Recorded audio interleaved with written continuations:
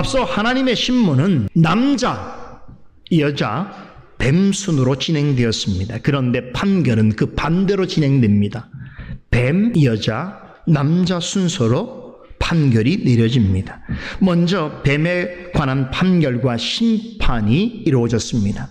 한 가지 흥미로운 점은 하나님은 아담과 하와에게 하신 것과는 달리 뱀에게는 어떤 해명할 기회조차 주지 않으셨습니다. 왜 그랬을까요? 무엇을 말하더라도 거짓임을 알고 계셨기 때문입니다. 예수님께서는 요한복음 8장 44절에서 마귀에 대해서 이렇게 증거하셨습니다. 저는 처음부터 살인한 자요 진리가 그 속에 없으므로 진리에 서지 못하고 거짓을 말할 때마다 제 것으로 말하느니 이는 제가 거짓말장이요 거짓의 아비가 되었음이니라. 사람은 범죄하여도 되돌이킬 가능성이 있지만 마귀에는 죄 지을 가능성만 있습니다. 마귀는 존재하는 순간부터 그 속에 진리가 전혀 없었습니다. 하나님을 거역하고 하나님의 말씀을 속이는 거짓만 있었습니다. 그러게 예수님은 저는 처음부터 거짓말장이요 거짓의 아비였다라고 하셨습니다.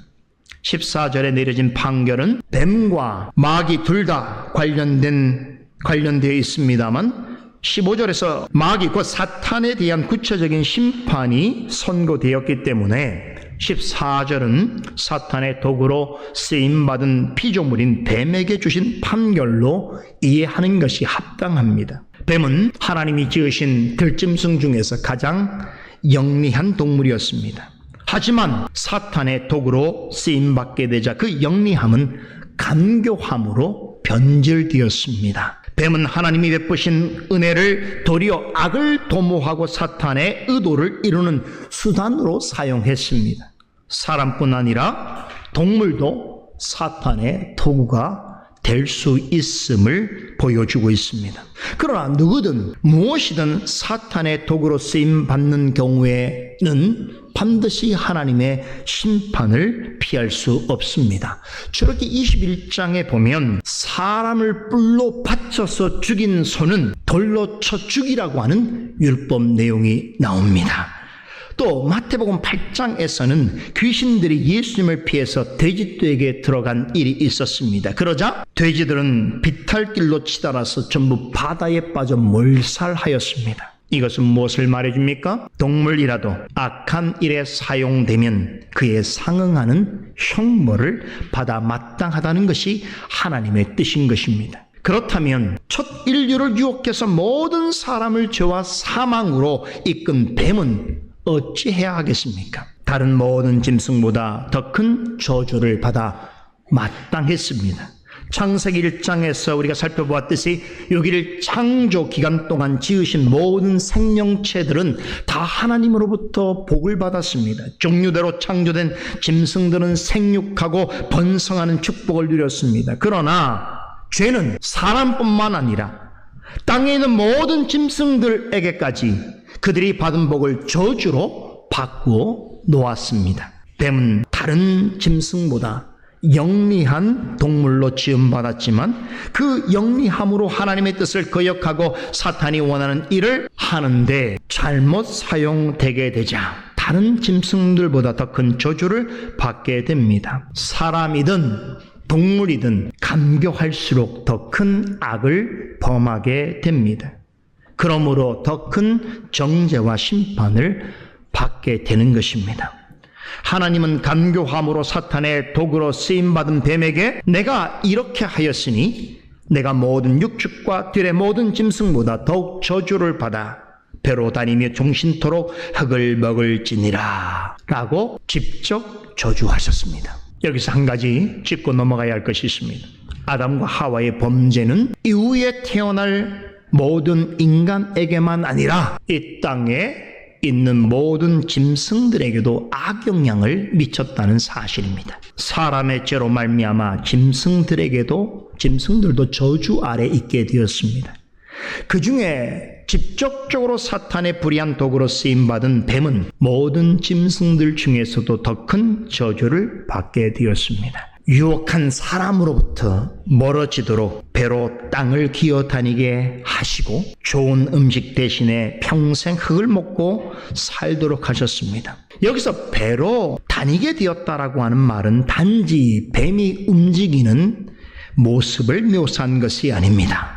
이 말이 뜻하는 진정한 의미는 영리하고 슬기로운 존재에서 너무나 비참하고 비굴한 존재로 전락했음을 강조하는 표현입니다. 시편 44편 25절에 보면 이런 말씀이 나옵니다. 우리 영혼은 진토 속에 파묻히고 우리 몸은 땅에 붙었나이다. 이 말씀은 죄악으로 인해서 비참해진 인생을 묘사하는 말씀입니다. 고로 뱀이 땅에 붙어 다닌다라고 하는 것은 죄로 인하여서 그 영리하고 슬기였던 동물이 비루하고 비참한 짐승이 되었다라고 하는 것을 의미하고 있습니다.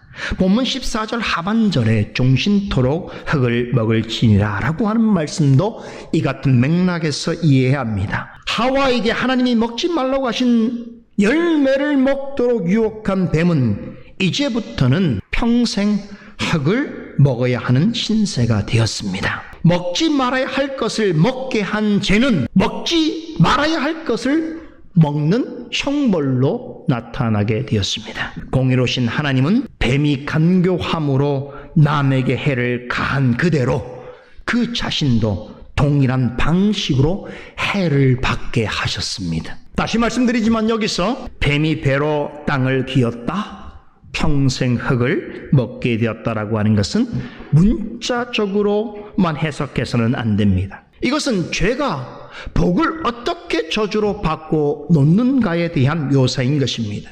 즉 지난날에 복받았던 피조물이었던 존재가 범죄한 후에는 평생토록 멸시와 경멸과 굴욕 가운데 살아가야 하는 비참하고 비루한 존재가 되었다는 것을 강조하고 있습니다. 실제로 뱀은 인류 역사상 모든 들짐승들 중에서 가장 오랫동안 사람들로부터 괜시한 미움과 혐오를 받는 대상으로 간주되어 왔습니다. 뱀에게 국률한 마음을 가지는 사람은 거의 없습니다.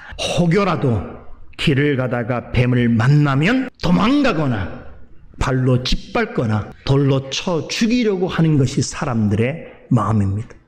뱀이 자신에게 아무런 잘못을 하지 않아도 사람은 뱀에게 그렇게 대응합니다. 사탄의 도구가 된 후에 뱀은 가장 영리하고 슬기로운 동물에서 가장 비열하고 역겨운 짐승이 되어버렸습니다. 그런데 하나님께서는 이 땅에 뱀을 완전히 멸절시키지 않으셨습니다. 그 후로 하나님이 만드신 자연을 보호하고 생태계를 보존하는 일에 있어서 자신의 어떤 몫을 감당하는 동물로 살아갈 수 있게 하셨습니다. 또한 흙만 먹게 하지 않으시고 다른 천한 짐승들을 먹도록 허용하셨습니다. 이것은 무엇을 말해주는 것입니까? 마귀의 도구로 쓰임을 받기는 했어도 원래 하나님이 만드신 피조물이기에 저주받은 뱀에게도 공유를 베푸셨습니다.